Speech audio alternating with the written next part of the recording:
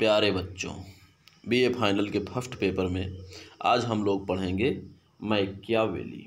ठीक है, मैकियावेली इन्होंने युद्ध पर अपने क्या विचार व्यक्त किए हैं, इसके बारे में हम लोग इस पर अध्ययन करेंगे। ठीक है बच्चों, याद रहे BA final first paper strategic विचार। ठीक, चलिए आगे बढ़ते हैं हम लोग, इसी में शुरुआत करते हैं। अब इनका थोड़ा सा हम परिचय जान लेते हैं। ठीक, इनका जन्म 1469 ईस्वी में इटली के फ्लोरेंस नगर नामक स्थान पर हुआ था। ठीक है, इनकी मृत्यु जो है 1527 ईस्वी में हुई थी। इनकी प्रमुख पुस्तकें हैं, इसमें जो पहला नंबर प्रिंस, ये अत्यंत महत्वपूर्ण पुस्तक है जिसमें इन्होंने राज्य व्यवस्था का सीधे वर्णन किया है।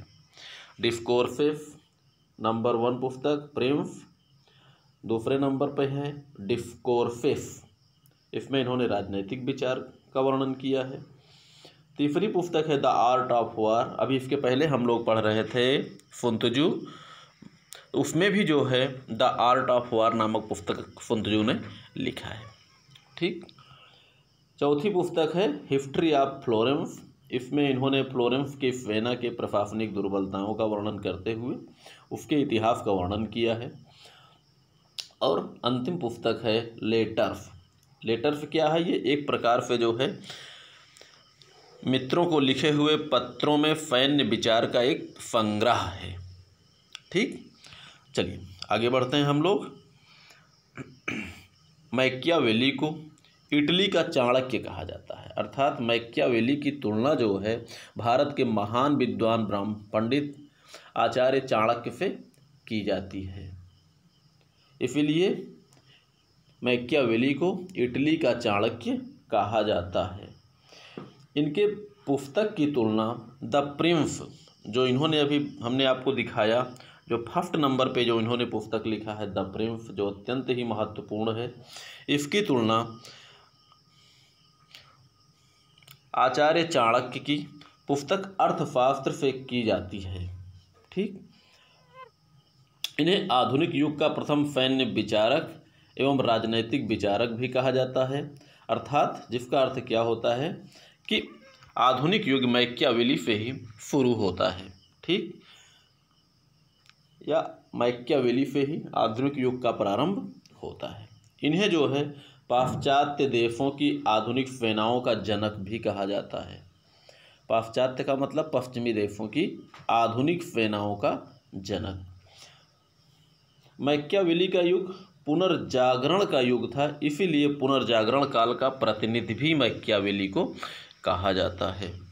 ठीक, इसलिए यौद्धिक पुनर्जागरण का अग्रदूत कौन था? मैकियावेली। ठीक है बच्चों, इतनी सारी उपाधियां और इतने सारे जो है गुण मैकियावेली के अंतर्गत थी। ठीक है, इनके जो प्रमुख तथ्य इनका है, अर्थात इन्होंने प्रमुख कथन इनके हैं कि युद्ध में तोपखाने की भूमिका अत्यंत महत्वपूर्ण है, परंतु केवल तोपखाने के द्वारा ही विजय प्राप्त नहीं की जा सकती। ठीक है, आगे इन्होंने कहा है, दो कथन हैं इनके प्रमुख रूप से। पहले में कहा है युद्ध में तोपखाने की भूमिका महत्वपूर्ण होती है, लेकिन केवल तोपखाने के द्वारा ही विजय प्राप्त नहीं की जा सकती। दूसरे नंबर पे इन्होंने कहा है कि धन की तुलना में अच्छी सेना बेहतर होती है, क्योंकि एक अच्छी सेना राष्ट्र के लिए धन अर्जन तो कर सकती है, किंतु धन के द्वारा अच्छी सेना प्राप्त नहीं की जा सकती। ठीक है बच्चों, अगर देखा जाए तो धन के द्वारा सेना को बड़ी तो की जा सकती है, लेकिन अच्छी सेना का मतलब होता है अच्छी तरह से ट्रेंड, चुस्त फुर्त दुरुस्त कुशल। ठीक है, चलिए आगे बढ़ते हैं हम लोग। इन्होंने युद्ध संबंधी विचार इनके क्या हैं, या युद्ध के बारे में इनका विचार क्या है, इसके बारे में हम लोग अध्ययन करेंगे। युद्ध पर इन्होंने अपने विचार व्यक्त किस प्रकार किया है। पहला नंबर है सैन्य संगठन राज्य का आधार स्तंभ होता है। सीधी सी बात ये ठीक ही है, इसलिए कि अगर राज्य को ढंग से, सुव्यवस्थित ढंग से, सुरक्षात्मक स्थिति से अगर चलाना है तो सेना अत्यंत महत्वपूर्ण भूमिका अदा करती है, क्योंकि सेना के द्वारा ही राज्य की सुरक्षा एवं विनाश निश्चित होता है, जैसा कि हमने इसके पहले के चैप्टर में आप लोगों को हमने बताया है। इसलिए राज्य, एक अच्छे राज्य की ये पहचान होती है कि उसकी सेना जो है शक्तिशाली रहे। दूसरे नंबर पे इन्होंने कहा है हिंसा युद्ध का अनिवार्य लक्ष्य है। फिलहाल अनिवार्य लक्ष्य तो नहीं होना चाहिए, क्योंकि इन्होंने कहा यही है कि हिंसा युद्ध का अनिवार्य लक्ष्य है, अर्थात मारकाट युद्ध में शत्रु का पूर्ण विनाश होना चाहिए। ये तो सही बात इन्होंने कहा है कि शत्रु अगर पूर्ण रूप से समाप्त रहेगा तभी वो दोबारा जो है युद्ध लड़ने के लायक नहीं बचेगा, इसलिए पूर्ण विनाश होना चाहिए। लेकिन देखा जाए तो हिंसा युद्ध का अनिवार्य लक्ष्य, ये बात को समझ में नहीं आती इनकी। विजय होना चाहिए, लेकिन इसमें इन्होंने जो कहा है हिंसा युद्ध का अनिवार्य लक्ष्य, इसका मतलब है कि शत्रु का समूल नाश कर देना चाहिए, शत्रु को समूल विनष्ट कर देना चाहिए। ठीक, चलिए हम लोग आगे बढ़ते हैं। अस्तित्व की रक्षा ही युद्ध का उद्देश्य है। ऐसे युद्धों में सब कुछ जायज है। अस्तित्व की रक्षा का मतलब अपने आप को बना के रखना, और ऐसे युद्ध में न्याय अन्याय सब कुछ जायज है, अर्थात विजय अत्यंत महत्वपूर्ण होना चाहिए। और युद्ध में इन्होंने कहा है अस्तित्व की रक्षा, अर्थात अपनी रक्षा के लिए, अपने अस्तित्व को बनाए रखने के लिए युद्ध में हर तरह से, युद्ध में हर चीज़ों का प्रयोग, प्रत्येक चीज़ों का जो विजय के लिए आवश्यक हो कर देना चाहिए। अब इधर देखिए, यहीं पर इन्होंने कहा है कि युद्ध में विजय हेतु न्याय अन्याय, मानवता, क्रूरता, गौरव या लज्जा आदि पर ध्यान नहीं देना चाहिए, अर्थात युद्ध में विजय अत्यंत महत्वपूर्ण, एन केन प्रकारेण किसी प्रकार से भी मिले। ऐसा नहीं है कि हम न्याय युक्त युद्ध लड़ें और हार जाएं, नहीं, कुछ नहीं, अन्याय भी करिए लेकिन जीतिए। मानवता ना दिखाइए, मानवता दिखाइए और हार जाइए, कोई मतलब नहीं है, अर्थात क्रूरता का भी प्रयोग कर सकते हैं। और लज्जात्मक कार्य, अर्थात जैसे पीछे से आक्रमण करना, निहत्थे को मारना, ये सभी लज्जात्मक कार्य तो हैं, लेकिन विजय के लिए महत्वपूर्ण है, विजय के लिए सब कुछ कीजिए। चलो बच्चों आगे बढ़ते हैं। युद्ध में अफवाह, प्रचार, छल, कपट एवं धोखा जैसे कार्यों की प्रमुख भावना होनी चाहिए।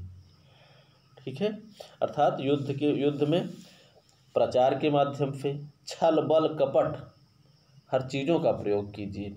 इसका प्रभाव क्या होगा कि ऐसे युद्धों में अपना नुकसान कम होगा और शत्रु का ज़्यादा होगा। अगर हम धर्मयुक्त युद्ध लड़ते हैं तो हो सकता है बराबर सैनिक मारे जाएं। अगर युद्ध को शीघ्रता से विजय करना है, शीघ्रता से जीतना है और शत्रु को अधिक नुकसान पहुंचाना है, तो उसमें छल, बल, कपट हर चीज़ों का प्रयोग होना चाहिए। ठीक, अगला है सेना में अनुशासन का विशेष महत्व होना चाहिए, अर्थात सैनिकों को हथियारों के प्रयोग की कला, कमांडर के आदेश पालन, आगे बढ़ने, पीछे हटने, रुकने आदि संकेत की पूर्ण जानकारी होनी चाहिए। अर्थात सैनिकों में ये गुण होना चाहिए कि वो जो है इस तरह उनको प्रशिक्षित किया जाए, इस तरह उनको अनुशासित रखा जाए कि उन्हें हथियारों के प्रयोग की कला अच्छी तरह से आए, कमांडर के आदेश के पालन, आगे बढ़ने, पीछे हटने, जो भी आदेश देगा उस संकेत की पूरी, अर्थात सांकेतिक दृष्टि से उन्हें ट्रेंड किया जाना चाहिए। आकि जैसे कहते हैं ना, राणा की पुतली फिरी नहीं फिर भी चेतक मुड़ जाता था, अर्थात वो तो मान लीजिए घोड़ा है, पशु था, जब वो इतना ट्रेंड था कि राणा की इच्छा समझते ही वो जो है जिधर चाहते थे उधर मुड़ जाता था, तो ऐसे ही इन्होंने कहा है सैनिकों को भी होना चाहिए ट्रेंड कि इच्छा मात्र, संकेत मात्र से ही ये जो है अपने कार्य कर सकें। ठीक है बच्चों, चलिए आगे बढ़ते हैं। फफफ्त राफ्ट सिद्धांत का प्रतिपादन। युद्ध में सभी साधनों के विवेकपूर्ण प्रयोग होना चाहिए जिससे राष्ट्र के समस्त साधनों की परीक्षा भी हो सके। सशस्त्र राष्ट्र राज्य सिद्धांत ये आप लोगों ने पढ़ा है BA पार्ट 1 नेपोलियन बोनापार्ट के चैप्टर में। वही थे सशस्त्र राष्ट्र राज्य के प्रतिपादक, या यूँ मान के चलिए कि नेपोलियन के ये जो है बाद के विचारक हैं, ठीक है। ये तो 14वीं 15वीं शताब्दी के विचारक हैं, 15वीं और 16वीं शताब्दी में ये नेपोलियन के बाद के हैं, अर्थात इन्हीं के सिद्धांतों को नेपोलियन ने पालन किया होगा। चलिए आगे बढ़ते हैं हम लोग। राजा को इन्होंने सलाह दी है कि एक राजा को सैन्य संगठन, युद्ध कला, युद्ध के सिद्धांत एवं अनुशासन का गहन अध्ययन व विश्लेषण करते रहना चाहिए। ठीक, अध्ययन व विश्लेषण का मतलब एक प्रकार से ये जो है रिसर्च को बढ़ावा देता है, क्योंकि हर समय युद्ध के नियमों का अगर अध्ययन करेंगे तो इससे जो है अध्ययन क्या करेंगे, अगर विश्लेषण करते रहेंगे मानसिक रूप से भी या सोचते रहेंगे, जैसा कि जोमिनी के बारे में कहा जाता है कि जोमिनी ऐसा व्यक्ति था जो केवल युद्ध के बारे में ही सोचता था। तो ऐसे में क्या होता है कि एक रिसर्च, क्रमबद्ध रिसर्च, नए नए तरीके मन में आते जाएंगे, नई नई युद्ध कलाएं मन में आती जाएंगी। इसीलिए इन्होंने राजा को सलाह दी है। इन्होंने ये भी कहा है कि वह युद्ध युद्ध नहीं है जिसमें व्यक्ति एक दूसरे को ना मारे, नगर न लूटे एवं जलाए जाएं, विशाल नगरों को उजाड़ा ना जाए। इन्होंने कहा है कि ऐसा युद्ध कोई युद्ध नहीं है जिसमें पराजित राज्य को खंडहर ना बना दिया जाए। अर्थात पराजित राज्य की यह पहचान ही होनी चाहिए कि वो युद्ध के बाद वो खंडहर में तब्दील हो जाए। अर्थात इन्होंने तोड़ फोड़ युद्ध में हर तरह से पूर्ण विनाश को इन्होंने समर्थन दिया है। ठीक, अच्छा आगे बढ़ते हैं बच्चों। सैन्य संगठन एवं संरचना। देखिए सेनाओं को संगठित इन्होंने कैसे करने के लिए कहा है। सबसे बड़ी इकाई बटालियन, सेना की सबसे बड़ी इकाई इन्होंने बटालियन को कहा है, और एक बटालियन में 6000 से लेके 8000 सैनिक से अधिक नहीं होना चाहिए। अर्थात संपूर्ण बटालियन में 6000 और 8000 के बीच में सैनिक होने चाहिए। इतना ही नहीं, और पूरी सेना 50,000 से अधिक होनी भी नहीं चाहिए। इसके बाद इन्होंने कहा है कि बटालियन को 10 छोटी छोटी इकाइयों में भी विभाजित करना चाहिए। क्यों? लोच एवं गति को बनाए रखने के लिए। छोटी छोटी इकाइयों का मतलब, लोच का मतलब होता है बच्चों लचीलापन। यहाँ सैनिकों में लोच का मतलब होगा, या सैन्य संगठन में लोच का मतलब होगा कि अपनी इच्छा अनुसार प्रयोग। ठीक है, जैसा चाहें, जिस प्रकार एक लचीली चीज़ को हम जिस प्रकार चाहते हैं उसे उसी तरह मोड़ देते हैं, अपनी इच्छा से हम मोड़ दिए। उसी तरह सैनिकों में या सेना में लचीलापन होने का अर्थ है कि जैसा आप चाहें वैसा आप प्रयोग कर सकें। ठीक है, गति, आप लोग गति समझते ही हैं, तेजी से गति। बड़ी सेना जितनी तेजी से गति करेगी, छोटी सेना और तेज गति करेगी, अकेला व्यक्ति और तेज गति करेगा। ठीक, तो इन्होंने यही कहा है कि छोटी इकाइयों में बांट दिया जाए 10 बटालियन को 10, ताकि जैसा चाहें हम उसका उसी तरह प्रयोग कर सकें, जैसा चाहें, जहां चाहें, जिस रूप में चाहें उसका प्रयोग करें। अगर हर रूप में हमारे सेना हमारे प्रयोग में आ रही है तो समझ लीजिए उसमें लोच ज़्यादा है, लचीलापन उसमें ज़्यादा है। चलिए बच्चों आगे बढ़ते हैं हम लोग। सेना को 3 पंक्तियों में खड़ा किया जाना चाहिए। सबसे आगे इन्होंने तोपखाने को लगाना है, और पीछे तोपखाने के पीछे अर्थात बीच में, ठीक है, पैदल सेना, और पैदल सेना के बाजुओं पर घुड़सवार सेना को लगाना है। ठीक, देखिए सबसे पीछे तोपखाना। बच्चों थोड़ा सा इसको आपको हम समझा देते हैं। सबसे पीछे मान लीजिए, सबसे आगे मान लीजिए हम ये तोपों को लगा देते हैं, इसी तरह लगाना है। ये तोप हो गए, उसके पीछे पैदल सेना, और बाजुओं की रक्षा के लिए जो है इनके घुड़सवार सेना। अर्थात ये हो गए हमारे घुड़सवार। ये तोप, बीच में पैदल, पीछे ही तोपों के पीछे, और दाएं और बाएं जो है 1 नंबर और 2 नंबर पे आप लगाइए घुड़सवारों को। वैसे भी घुड़सवारों को हर समय पैदल फेना के बाजुओं पर ही लगाया जाता है, जिससे दाएं बाएं से होने वाले आक्रमणों से घुड़सवार सेना रक्षा करे। इसी तरह इन्होंने भी कहा है, आगे तोपखाना, पीछे और बीच में। कहाँ बीच में? घुड़सवार सेनाओं के बीच में पैदल को लगाइए और पैदल सेनाओं के बाजुओं पर घुड़सवारों को लगाइए। ठीक है बच्चों, चलिए अब इसमें इन्होंने आक्रमण के प्रारंभ, युद्ध प्रारंभ के बारे में इन्होंने कहा है कि क्रम से युद्ध किया जाए। सर्वप्रथम तोपों से फायर किया जाए।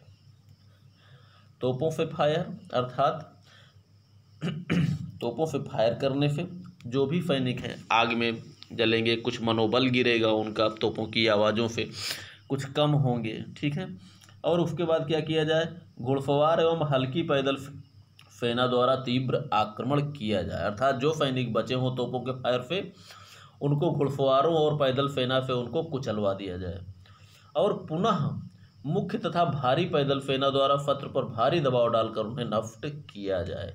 इसमें हल्की पैदल और घुड़सवार सेना का प्रयोग एक साथ क्यों कहा है? हल्की पैदल सेना का मतलब होगा गतिशील सेना, बिना कवच की सेना, ये तेजी से आक्रमण करेंगी। ठीक, घुड़सवार तो तेज होते ही हैं। ठीक, और इधर आगे देखिए अंतिम में इन्होंने क्या कहा? यह प्रक्रिया तभी सफल होगी जब सैनिक पूर्ण प्रशिक्षित एवं पूर्व अभ्यस्त हो। ठीक है, उसी तरह से आप लोग परीक्षाओं में तभी सफल होंगे जब आप पहले से पढ़े होंगे। ठीक है, परीक्षा की तैयारी किए होंगे। तो यही है, युद्ध में ये सफलता तभी मिलेगी जब सैनिक पहले से ही इस कार्य के लिए ट्रेंड होंगे और इस कार्य के लिए प्रशिक्षित होंगे और इन्हें अभ्यास होना चाहिए। ठीक है बच्चों, चलिए आगे बढ़ते हैं हम लोग। युद्ध और राजनीति में सहसंबंध। युद्ध और राजनीति में सहसंबंध। इन्होंने युद्ध और राजनीति पर अपना विचार किस प्रकार व्यक्त किया है, इसके बारे में हम लोग पढ़ेंगे। चलिए पढ़ते हैं। इन्होंने कहा है, राज्य एक दैवी संस्था नहीं है। पहले प्राचीन काल में ये होता है कि राज्य एक दैवी संस्था है, अर्थात भगवान का दिया हुआ। लेकिन उन्होंने कहा है राज्य कोई दैवी संस्था नहीं है, यह कृत्रिम एवं मानव निर्मित संस्था है, अर्थात इसे मानव ने बनाया है। स्वार्थ ही राज्य की उत्पत्ति का आधार है। भौमिक गलत है, भौतिक होना चाहिए। छल कपट एवं शक्ति के बिना राज्य की वृद्धि संभव नहीं है। ठीक है, छल कपट के बिना राज्य संभव नहीं है। छल कपट का मतलब भाई अकारण किसी पे आक्रमण करिए, अकारण किसी का हड़प लीजिए, यही है छल बल कपट। अनाधिकार चेष्टा, जो आपका नहीं है वो किसी और का है, उसको अगर जब तक उस पर अधिकार नहीं करेंगे आपके राज्य की वृद्धि नहीं होगी। तो यही इन्होंने कहा है, अर्थात स्वार्थपूर्ण नीतियाँ और छल कपट दोनों के बगैर राज्य को आप बढ़ा नहीं सकते। आगे इन्होंने कहा है, राज्य किसी नैतिक तत्व से बंधा नहीं होता। राज्य के उद्देश्य की प्राप्ति में सहायक सभी तत्व नैतिक होते हैं। वही चीज़ है बच्चों, समर्थ को नहीं दोष गोसाई। जैसा तुलसीदास जी ने कहा है कि जो व्यक्ति समर्थवान है वो जो कर डाले वही कानून है, कोई दोष नहीं होता, उसका कोई दोष कोई नहीं देखता, क्योंकि वो व्यक्ति समर्थवान है और राज्य समर्थवान है। ठीक, इसमें किसी नैतिकता की कोई ज़रूरत नहीं, अर्थात राज्य की प्राप्ति के लिए, राज्य के उद्देश्य की प्राप्ति के लिए, राज्य को बढ़ाने के लिए, राज्य के हित के लिए छल बल कपट धोखा जो भी तत्वों का आप प्रयोग करेंगे, चाहे जैसे आप करेंगे, वे सभी तत्व जो है नैतिक है। ठीक है बच्चों, यही है, समर्थ को नहीं दोष गोसाई। जो व्यक्ति समर्थवान होता है वो चाहे जैसे भी करे, चाहे जिस प्रकार करे, उसका कोई दोष नहीं होता। तो यही है राजा का कर्तव्य। इन्होंने राजा की शक्ति का निरंतर विकास एवं विस्तार करना, राजा का कर्तव्य में इन्होंने कहा है कि वो हर समय अपने राज्य की शक्ति का निरंतर विकास एवं विस्तार करता रहे। ठीक। राज्य की वृद्धि के निम्न तत्व हैं। राज्य की वृद्धि किस प्रकार होगा? पहली बात, नगरों की जनसंख्या में वृद्धि, सीधी सी बात है। मित्रों का निर्माण। अब मित्र जो है, मित्र या सामंत जो भी होंगे, ज़्यादा से ज़्यादा अगर मित्र होंगे तो आपका राज्य उतना ही बड़ा है। ठीक। विजित प्रदेशों पर उपनिवेश की स्थापना। उपनिवेश की स्थापना का मतलब, अब ये उपनिवेश तो व्यापारियों वाली स्थिति है, और विजित प्रदेश में जो उपनिवेश, उपनिवेश का मतलब होता है जैसे अंग्रेजों ने भारत को अपना एक उपनिवेश बना लिया था, क्योंकि अंग्रेजों का उद्देश्य दूसरा था, वो फिर व्यापार करने आए थे और यहाँ पर इन्होंने हर चीज़ों पे अपना अधिकार कर लिया था। व्यापार करते करते राजनीति किए, उसके बाद राज्यों को मिलाकर राज्यों को जीते और वहाँ पर एकाधिकार स्थापित कर लिया और संपूर्ण धन ले जाकर इंग्लैंड में रख लिया। तो विजित प्रदेशों पर उपनिवेश का मतलब कि जो राज्य जीता जा चुका हो वहाँ से जो भी हो सके हम धन को इन किन प्रकार अपने राज्य में लाएं, चाहे बिक्री करके, चाहे जनता पे टैक्स लगा के, चाहे जैसे भी, एक प्रकार से उपनिवेश।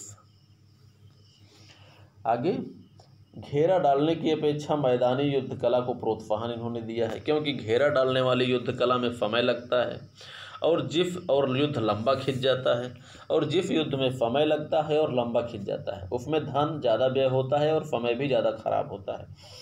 इसलिए इन्होंने कहा है कि युद्ध सीधे खुले मैदान में कीजिए और शीघ्रता से युद्ध का अंत कीजिए, अर्थात शीघ्रता से मैदानी युद्ध कलाओं में विजय या पराजय मिल जाती है। सुप्रशिक्षित सैन्य शक्ति, अर्थात एक अच्छी सेना के बगैर ये सब संभव नहीं होता, कोई भी राज्य का विस्तार करना। इसलिए राज्य के विस्तार के लिए प्रमुख तत्व जो है वो सैन्य शक्ति है, वो भी ट्रेंड सेना। जैसे सिकंदर की सेना जो उसने विश्व विजय के लिए निकला था तो बहुत ही अच्छी सेना लेके निकला था, जो कि कभी युद्ध में पराजित नहीं हुई। आगे देखते हैं बच्चों, युद्ध केवल राज्य की नीति को क्रियान्वित करने का साधन नहीं है, वरन युद्ध राज्य की प्राप्ति का भी साधन है।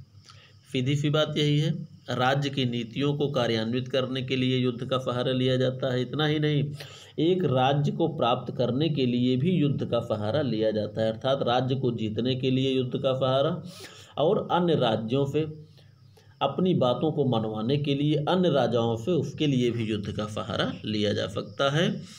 लेकिन आप लोगों को चाणक्य नीति में या कौटिल्य के युद्ध दर्शन में आप लोगों ने पढ़ा है कि ये अंतिम विकल्प होता है। ठीक है बच्चों, ये युद्ध अंतिम विकल्प होता है जहाँ साम दाम भेद असफल हो जाते हैं। ठीक, चलिए आगे इन्होंने क्या कहा, जहाँ अच्छे हथियार नहीं वहाँ अच्छे कानून नहीं हो सकते।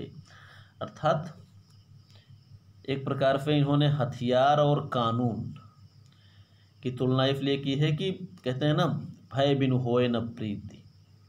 तो अर्थात इन्होंने यही कहा है कि कानून का पालन कराना है तो सख्ती से कराया जाए, और सख्ती कहाँ से आ जाती है? हथियारों से और सेना से। ठीक, और जहाँ अच्छे हथियार हैं वहाँ निश्चित रूप से अच्छा कानून होगा। चलिए, इसमें बच्चों वही चीज़ है कि जनता को नियमों का पालन कराने के लिए डर होना चाहिए, या इसमें जनता की बात नहीं, अन्य राज्यों की बात एक प्रकार से विदेश नीति संबंधित है कि अगर जो है नियमों का पालन कराना है तो अपने जो है पड़ोसी राजाओं के बीच में डर होना चाहिए। और अच्छे हथियार का मतलब वही है अच्छे सेना, तो वहीं अच्छे कानून लागू हो सकता है, अर्थात कानून का पालन भी होगा, जो चाहेंगे वो कार्य होगा। राजा को राज्य विस्तार हेतु आवश्यकता अनुसार छल कपट, विश्वासघात, निर्दयता, हत्या जैसे कूटनीतिक साधनों के प्रयोग में कभी भी संकोच नहीं करना चाहिए। अर्थात राज्य की विस्तार के लिए सब जायज़ है, छल बल कपट विश्वासघात निर्दयता सब कीजिए, कूटनीति राज्य को बढ़ाने के लिए सब जायज़ है। अर्थात राष्ट्र, जैसे वर्तमान समय में राष्ट्र हित सर्वोपरि होता है, राष्ट्र हित में सब कुछ जायज़ है। ठीक है बच्चों, आगे बढ़ते हैं। शक्ति अर्जित किए बगैर राज्य की सुरक्षा एवं विकास कभी संभव नहीं है। सीधी सी बात है, अगर आप कमज़ोर हैं तो आप राज्य की सुरक्षा नहीं कर सकते। अगर आप शक्तिशाली नहीं हैं तो अपने राज्य को आप विस्तृत नहीं कर सकते, बड़ा नहीं कर सकते, क्षेत्र विस्तार नहीं कर सकते। ठीक है। आगे, हिंसा राजनीतिक लक्ष्यों की पूर्ति का साधन होना चाहिए। बच्चों, हिंसा बार बार इन्होंने जो कहा है, अर्थात व्यक्ति को आतंकित करना, आतंकित करके उन्हें इस तरह डरा देना कि वो युद्ध लड़ने की इच्छा ही समाप्त हो जाए उनकी, वो आतंक के साये में जीने पे मजबूर रहे।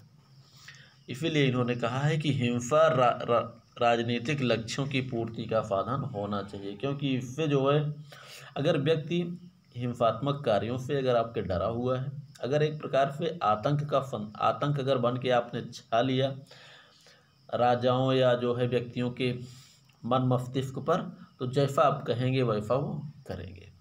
वही है, डर से सारे कार्य लोग कर जाते हैं, डर के द्वारा। धार्मिक, सामाजिक एवं नैतिक विचार को तभी मन में लाना चाहिए जब युद्ध या राजनीति को प्रभावित करने में उनकी सार्थक भूमिका हो। ठीक है। अगर नियम से अगर युद्ध जीता जा सके तभी जो है इसमें धर्म कर्म का ध्यान दीजिए, अन्यथा हर कार्य में छल बल कपट का ही प्रयोग कीजिए।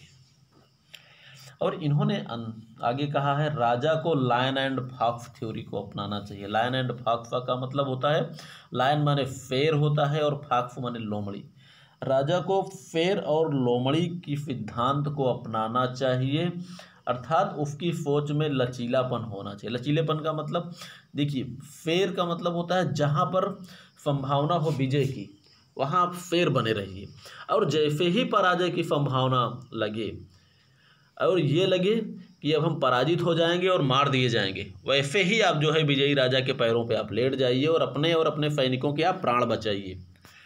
यही है लचीलापन।